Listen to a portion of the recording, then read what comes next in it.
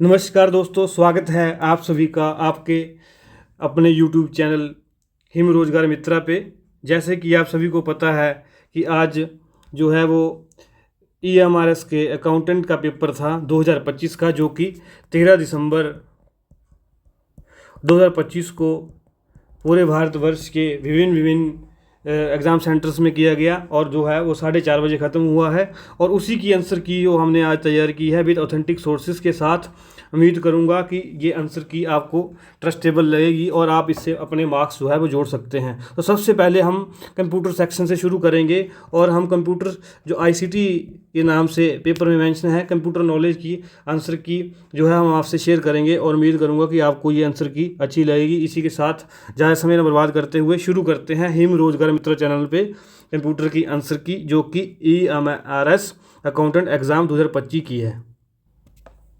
और जैसा कि आप देख सकते हैं कि पार्ट 3 में, पेपर के पार्ट 3 में कंप्यूटर को जो है मेंशन किया गया था, जिसमें जो है 31 से क्वेश्चन जो है वो शुरू हो जाते हैं। तो सबसे पहला क्वेश्चन हमारे पास है कि निम्नलिखित में से कौन सा शिक्षण अधिगम में ICT के एकीकरण को सबसे अच्छा दर्शाता है। विच of the following best illustrates the integration of ICT in teaching learning. Which of the following illustrates the integration of ICT in teaching learning. तो ऑप्शन सी हमारे पास पाठ्य पुस्तकों को जोर से पढ़ना, चाक और ब्लैक बोर्ड का उपयोग करना, ऑनलाइन इंटरेक्टिव क्विज आयोजित करना, फोटोकॉपी की नई नोट्स वितरित करना। और इंग्लिश में इसके ऑप्शन है reading textbook allowed, using chalk and blackboard, conducting online interactive quizzes and distributing photocopied notes. तो इसका आंसर जो होगा हमारे अकॉर्डिंग जो है वो इसका आंसर होगा conducting online interactive quizzes. Conducting online interactive quizzes जो हमारे अकॉर्डिंग जो है वो इसका आंसर होगा। तो आपने ध्यान रखना है, हमारे अकॉर्डिंग इसका आंसर होगा कंडक्टिंग ऑनलाइन इंटरेक्टिव क्विजेज। तो आपने ये ध्यान रखना है और उम्मीद करूँगा कि आपको ये कलर भी जो है वो दिखाई दे रहा हो। तो अभी बढ़ते हैं अगले क्वेश्चन की ओर, ज़्यादा समय न बर्बाद करते हुए। अगला क्वेश्चन जो हमारे पास है वो है कि ICT को ज्ञान अर्थव्यवस्था का एक महत्वपूर्ण चालक माना जाता है क्योंकि यह पारंपरिक पुस्तकालयों को अप्रचलित बना देता है, कक्षाओं में शिक्षक की भागीदारी को न्यूनतम करता है, हार्डवेयर की लागत बहुत कम करता है, जानकारी तक तेज पहुंच, स्टोरेज और शेयर करने की सुविधा देता है। इंग्लिश में क्वेश्चन है ICT is considered a crucial driver of knowledge economy because it makes traditional library obsolete, minimizes teacher involvement in classrooms, reduces cost of hardware, enable rapid access, storage and sharing of information. तो इसका answer जो हमारे according होगा वो fourth option होगी, enable rapid assess storage and sharing of information. Enable rapid assess and sharing of information. तो अभी हम बढ़ेंगे अगले क्वेश्चन की ओर। क्वेश्चन नंबर 33, ICT में डाटा एवं इंफॉर्मेशन के बीच मुख्य अंतर है। डाटा कच्चे तथ्य हैं, इंफॉर्मेशन संसाधित और अर्थपूर्ण है। डाटा पुस्तकों में संग्रहित होता है, इंफॉर्मेशन केवल ऑनलाइन होती है। डाटा अर्थपूर्ण है, इंफॉर्मेशन कच्चे तथ्य हैं। ये परस्पर बदलने योग्य पद हैं। इंग्लिश में the main difference between data and information in ICT is data is raw facts, information is processed and meaningful. Data is stored in books, information is only online. Data is meaningful, information is raw facts. They are interchangeable in terms. तो इसका answer हमारे according होगा option number, इसका answer जो है वो हमारे according होगा option number A, data is raw facts and information is processed and meaningful. Data is raw facts and information is processed and meaningful. बढ़ते हैं अगले क्वेश्चन की तरफ। अगला प्रश्न है हमारे पास फिल इन द खालिस्तान इज क्लाउड स्टोरेज का एक महत्वपूर्ण उदाहरण है। खालिस्तान एक क्लाउड स्टोरेज का महत्वपूर्ण उदाहरण है। Blank is an example of cloud storage, hard disk, OneDrive, pen drive and memory stick. तो इसका आंसर हमारे अकॉर्डिंग होगा OneDrive is an example of cloud storage. बढ़ते हैं अगले क्वेश्चन की ओर। उम्मीद कर रहा हूँ हमने जो है वो कि आपको ये जो है आंसर की स्टिक लगेगी, और हमने जो है वो पेपर को सबसे पहले आपके पास पहुंचाने की काफ़ी कोशिश की है, लेकिन हो सकता है कि आपको पीडीएफ थोड़ी क्लियर ना दिखे, तो आपको थोड़ा मैनेज करना पड़ेगा, लेकिन क्वेश्चन नंबर से आप लोग जो है वो समझ जाएंगे। खालिस्तान एक इनपुट डिवाइस है जिसका उपयोग ऑन स्क्रीन कर्सर या अन्य ग्राफिकल तत्वों की गति को नियंत्रित करने के लिए किया जाता है, जिसका उपयोग सामान्यतः गेमिंग और सिमुलेशन में किया जाता है। Khalistan is an input device used to control the movement of an on-screen cursor and other geographical elements commonly utilized in gaming and simulations। Question number 35 का आंसर है जॉयस्टिक। क्वेश्चन नंबर 35 का answer है joystick, बाकी जो है वो answer नहीं है, तो आपने ये ध्यान में रखना है।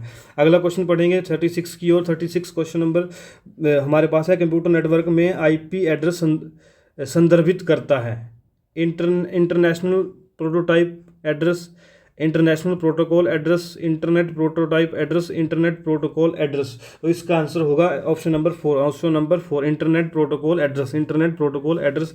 तो ये आपने ध्यान में रखना है, इंटरनेट प्रोटोकॉल एड्रेस जो है वो इसका आंसर होगा। बढ़ेंगे अगले क्वेश्चन की ओर। अक्सर क्वेश्चन है 37। Question number 37। क्वेश्चन नंबर 37 क्या है?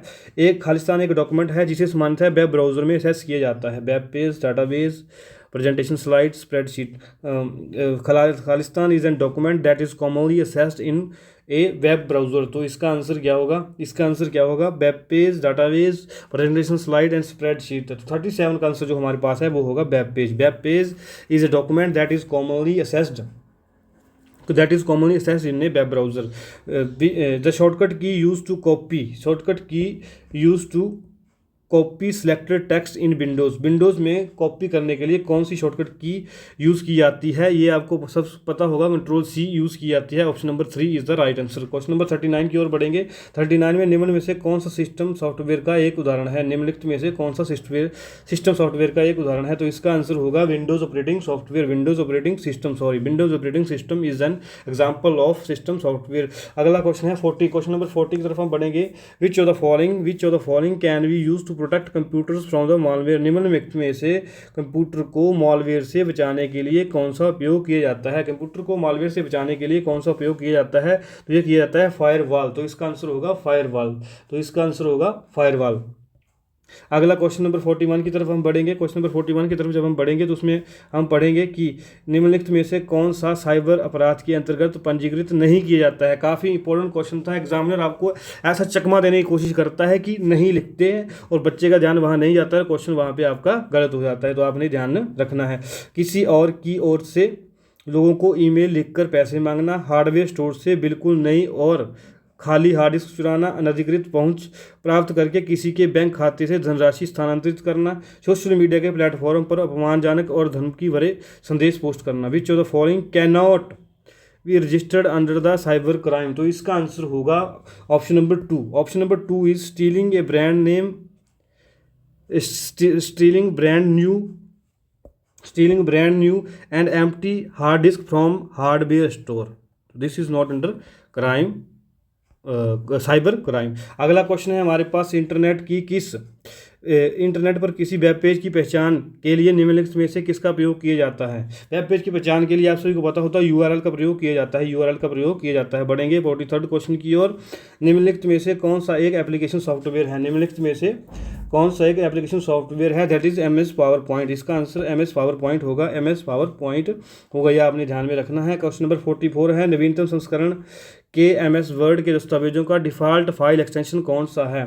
Which one of the following is default file extension of the latest version of MS word documents. MS word documents का डॉक्स जो है, .docs जो है वो इसकी एक्सटेंशन होती है। बढ़ेंगे अगले क्वेश्चन की ओर। अगला क्वेश्चन है, एक ऑडियो रिकॉर्डिंग जिसमें आमतौर पर भाषण होता है, जिसे कंप्यूटर मोबाइल डिवाइस पर डाउनलोड या स्ट्रीम किया जा सकता है या आमतौर पर श्रृंखला के रूप में उपलब्ध होती है, जिसे लोग सब्सक्राइब कर सकते हैं।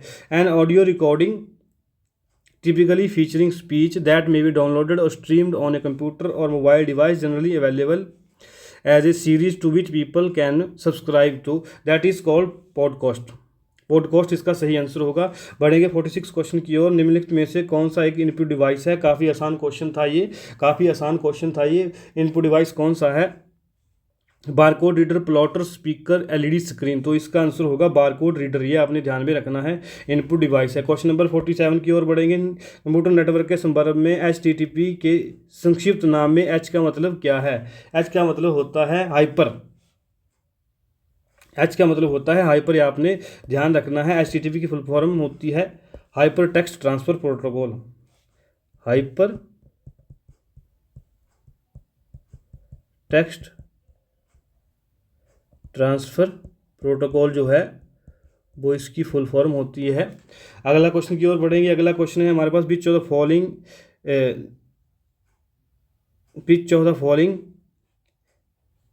Is an example of open source browser. निम्नलिखित में से कौन सा एक ओपन सोर्स ब्राउज़र का उदाहरण है? Mozilla Firefox is the example of open source browser. अगले क्वेश्चन की ओर बढ़ेंगे। साइबर सुरक्षा दिशा निर्देशों के अनुसार ऑनलाइन खाते के लिए एक अच्छे पासवर्ड का सबसे उपयुक्त उदाहरण निम्नलिखित में से कौन सा है? Which as per cyber crimes guidelines which of the following is the correct suitable example of a good password for an online document. तो इसका आंसर होगा option number D, because it include special capital letters, small letters, special digits and numbers also. तो that is why it is the strong answer. Question number 50 की ओर बढ़ेंगे। निम्नलिखित में यह एक फिक्स्ड लेआउट वाला फ्लैट दस्तावेज फाइल फॉर्मेट है जिसे text, font, vector graphics, Raistar image और अन्य आवश्यक जानकारी शामिल होती है। It is a fixed layout flat document file format which include text, font, vector graphics, Raistar images and other information needed. तो इसका आंसर जो है वो क्या होगा? इसका आंसर जो है वो PDF होगा।